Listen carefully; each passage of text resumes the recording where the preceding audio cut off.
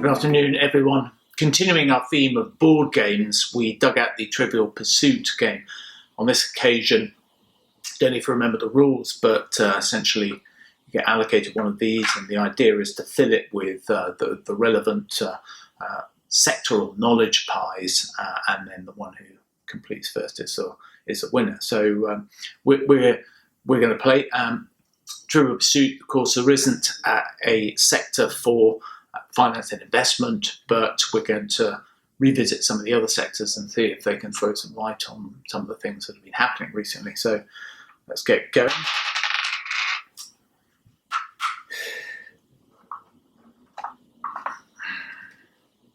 First question, geography. Which region of the world will perform best in 2021? Interesting one. Last year, the US was a standout area, and to a large extent it has been the standout area over the past decade. Now, can it replicate that next year? It's possibly doubtful.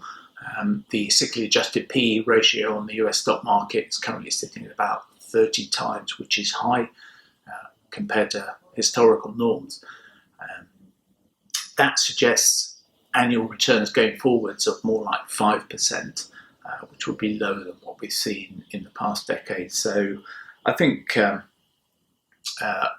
US may not be the area to go to. I'd suggest some alternative areas, perhaps slightly offbeat. So perhaps Russia looks interesting. Cyclically adjusted PE ratio of just over 6 times currently should benefit from any rebound in commodities. What about Malaysia?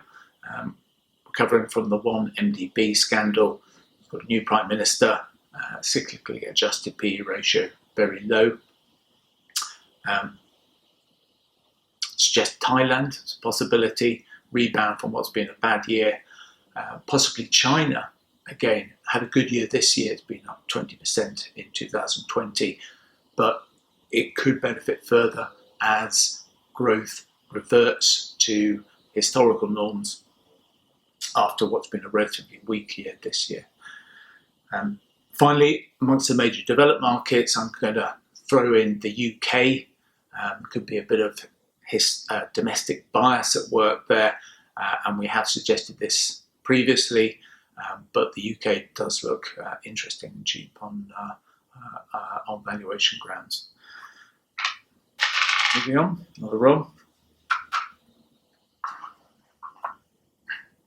Science and nature. Will the technology and healthcare sectors continue to outperform in 2021? That's an interesting one. Technology has been a standout area this year. The NASDAQ index in the US is up 38% in the year to date. That comes after a very strong year last year as well. Now, looking back, we had 35% gains in NASDAQ in 2013 and 2017. Those were followed by a relatively tepid year the following year. In the past 2 years, we've had very strong back-to-back gains. So I think it's unlikely that we'll get a repeat of those sort of returns this year. Healthcare, possibly a bit more interesting. Some of the biotech stocks, particularly those involved in finding vaccines for COVID, have done very well, but there are some interesting possibilities amongst some of the laggards, like Glaxo, potentially, for instance.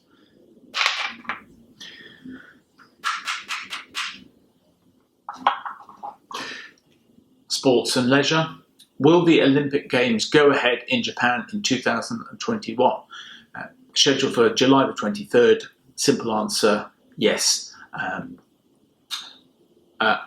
We have seen very low turnouts at some of the grounds recently. The last rugby game at Twickenham, there were only 2,000 spectators, but I think we can expect to see those numbers increasing going forward. No. Entertainment. Will streaming continue to grow as a delivery channel into the future? It's another interesting one. We had figures from Disney last week, and they've already got 130 million people on their streaming services, including Disney Plus. That's within the space of a year. I think we can expect streaming to grow, particularly at the expense of traditional broadcasting mediums.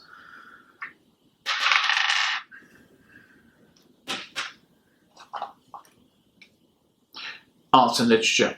Will Twitter continue to be a leading platform for politicians in 2021? Slightly controversial one that obviously President Trump has made liberal use of Twitter as a medium over the past 4 years. I think we can expect to see considerably less of that in future. Another role.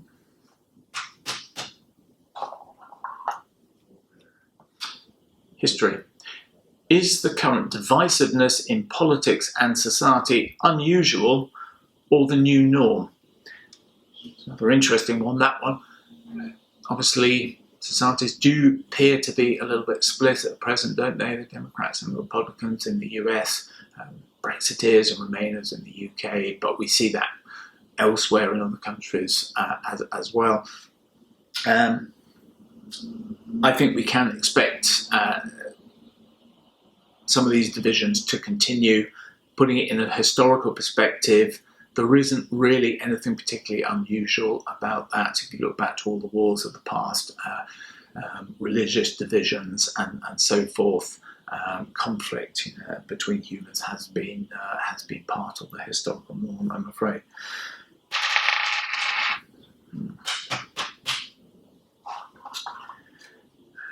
Another geography question. How do individual country demographics look at present?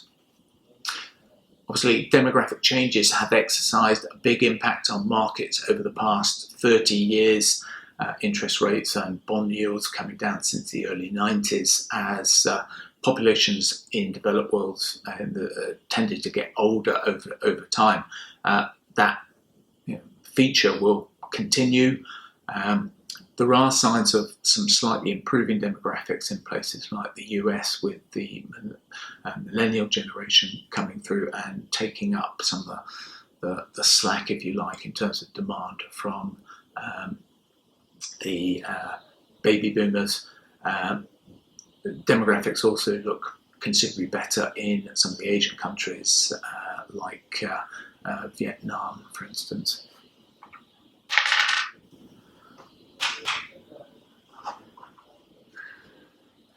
Science and nature question.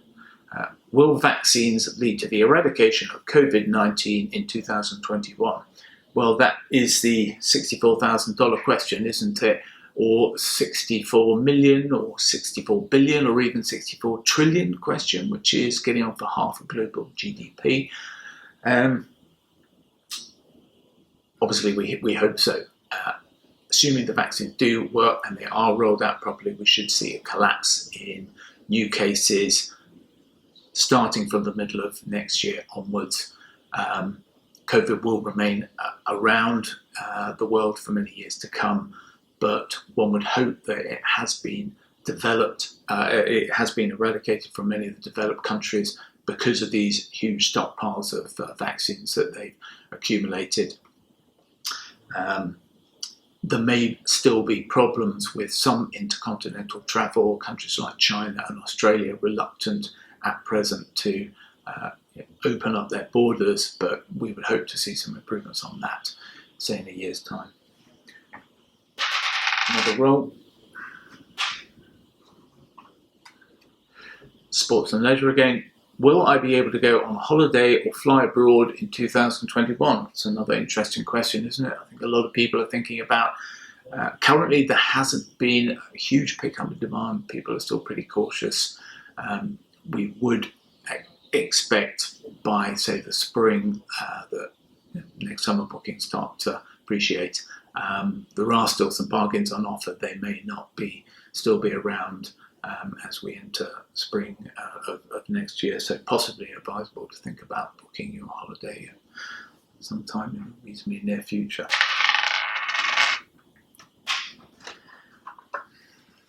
Another entertainment question. Do pubs, theatres and restaurants present an investment case? That's difficult one that they have rebounded significantly since the summer, but things are still difficult with a lot of pubs and restaurants still sitting in that tier 3 segment. We had an announcement recently from the restaurant group that they were still making cash losses of about $5.5 million per month.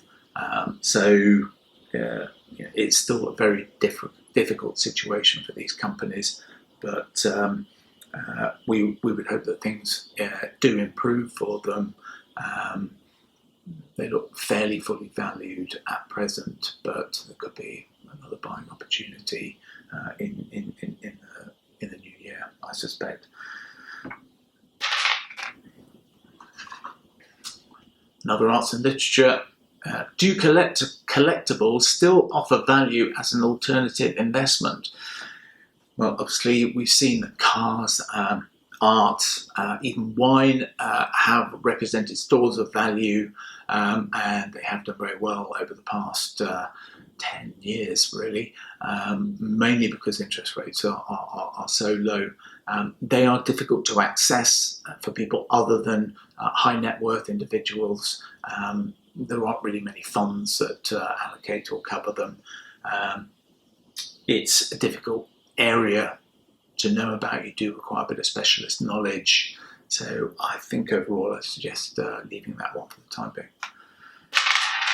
Another role. Final history question. How does the pandemic sit in a historical perspective? Well, this is a very interesting one.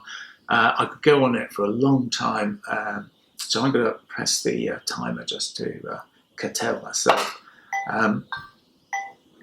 Compared to the Black Death, for instance, which killed about a third of the European population, it's fairly benign, really. 1.6 million or so have died to date. More will die in due course. But compared to many other diseases, it features fairly low down the scale. I think really COVID-19 will come to be remembered primarily for the economic impact that it's had. I better finish there because I've been timed out. I hope that's been interesting.